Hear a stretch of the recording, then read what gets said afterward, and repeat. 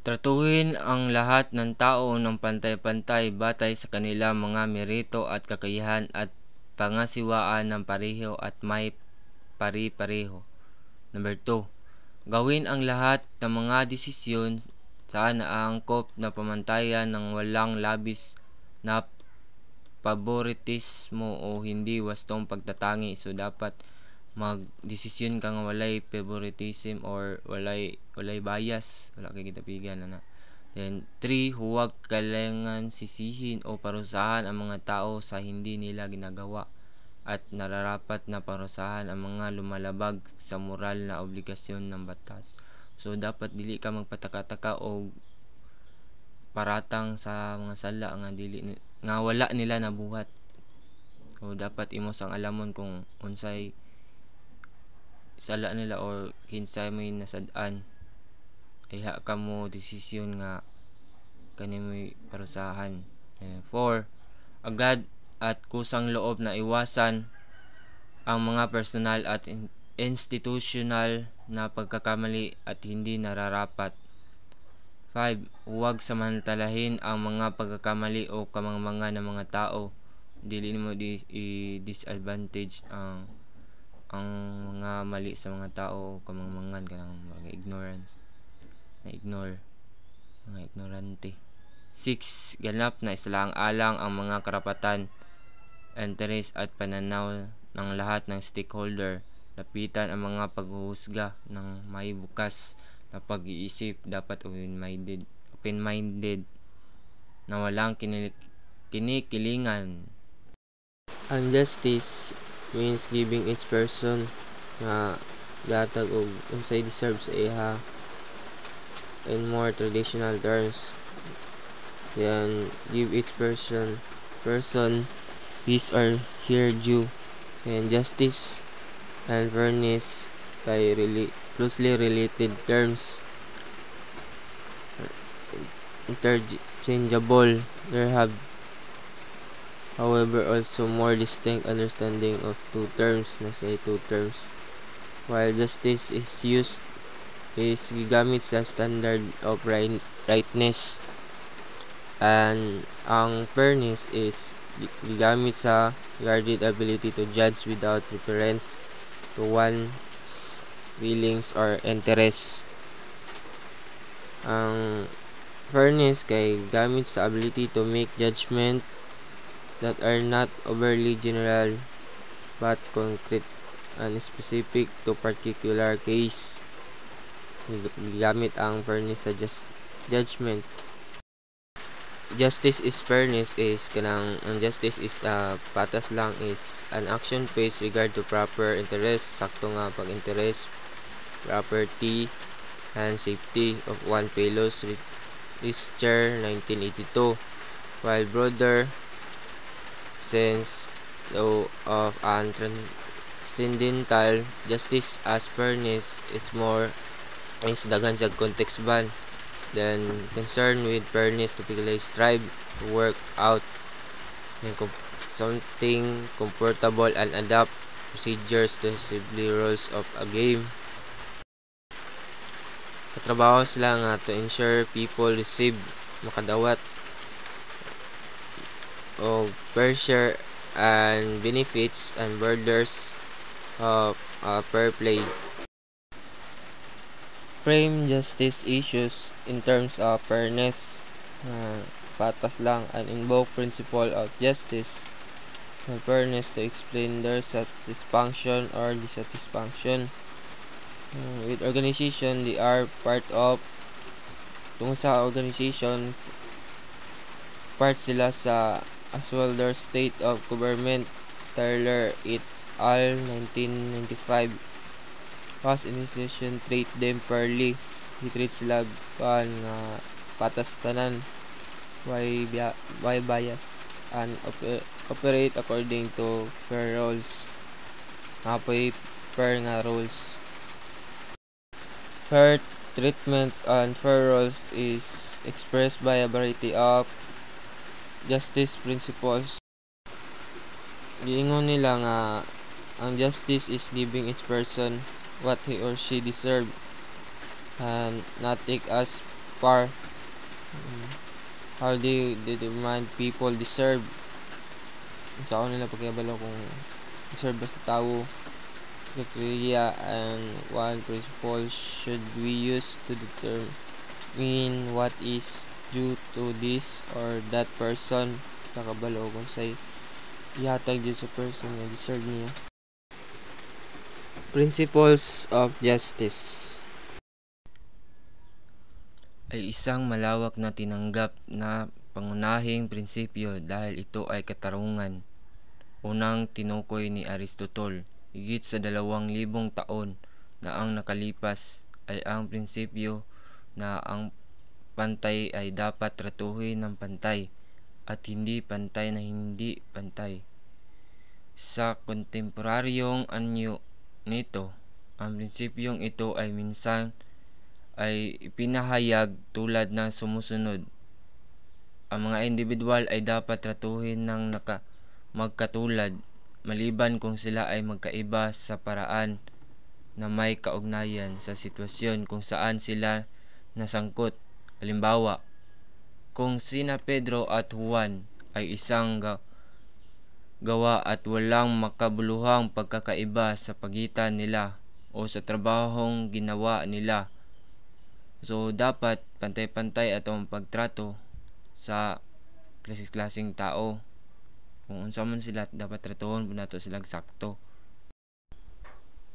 Ang mga prinsipyo ng katarungan ay pagiging patas ay maaaring ituring na mga patakaran ng patas na paglalaro o para sa mga isyu sa hustisyang panlipunan.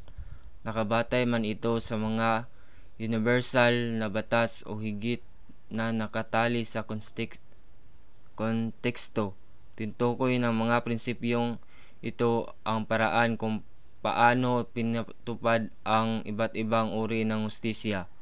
Halimbawa, tinutukoy ng prinsipyo ang distributive justice kung ano ang itinuring na fair share ng isang particular na kabutihan, habang ang prinsipyo ng retributive o restorative justice ay humuhubog sa ating tugon sa aktibidad na nagbubunga ng mga panlipunang kaugalian ng fair game o patas.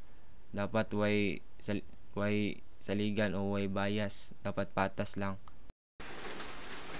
Rawls identified two principles of justice, namely Wolff 1977.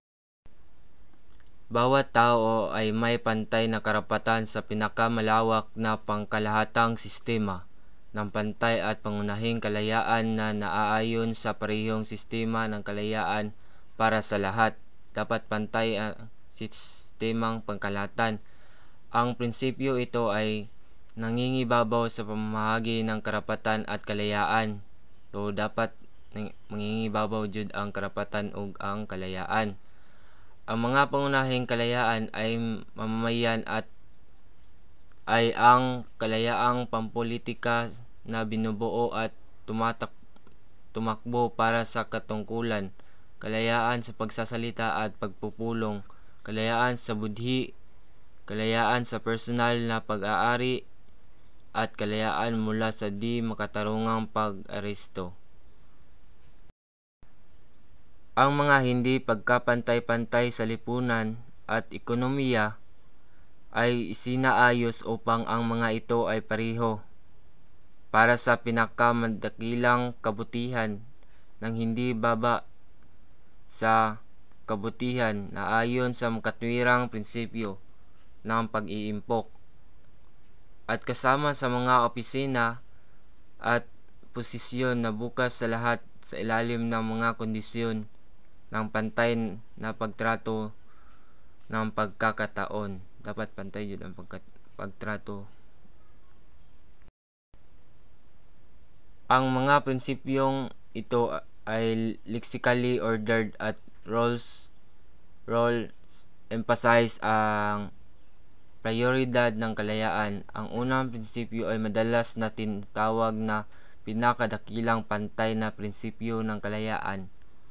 Ang pangalawa sa prinsipyo ng pagkakaiba at ang huling addendum sa prinsipyo ng pantay na pagkakataon. Addendum means an item of additional material added the end of the book or document, o isa ka book or document ang addendum. Sa kabilang banda, mayroon ding mga pamantayan na paniniwalaan namin na hindi makatwiran, mga batayan para sa pagbibigay ng iba't ibang pagtrato sa mga tao.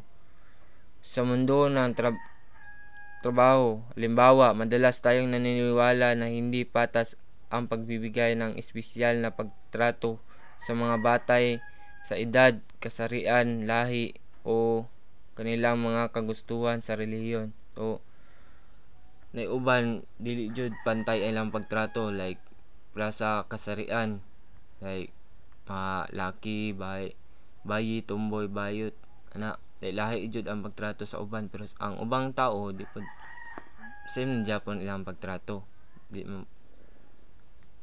Different kinds of justice.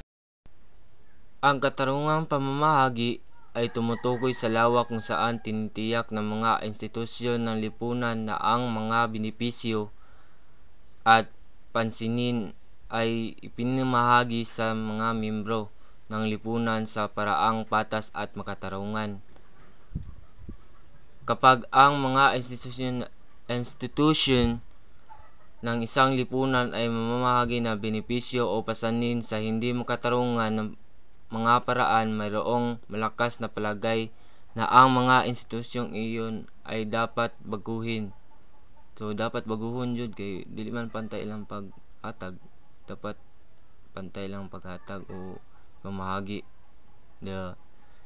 Halimbawa, ang institusyon ng pang-aalipin sa Amerika sa pre-Civil War South ay hinatulan bilang hindi makatarungan dahil ito ay isang nakasisilaw na kaso ng pagtrato sa mga tao ng naiiba batay sa lahi. Retributive justice o corrective justice ay tumutukoy sa lawak kung saan ang mga parusa ay patas at makatarungan. Ang mga parusa ay paniniwalaang makatarungan sa lawak na isinaalang nila ang mga nauugnay sa pamantayan tulad ng kabigatan, krimen at layunin ng kriminal, at ibabawas ang mga hindi nauugnay na pamantayan tulad ng lahi. Ito ay magiging barbarously hindi makatarungan. Halimbawa, upang putulin ang mga kamay ng mga isang tao para sa pangnakaw ng isang barya, o upang ipataw ang parusa kamatayan sa isang tao na hindi sinadya at walang kapabayaan, ay nakapinsala sa ibang partido. Kompensasyong hustisya.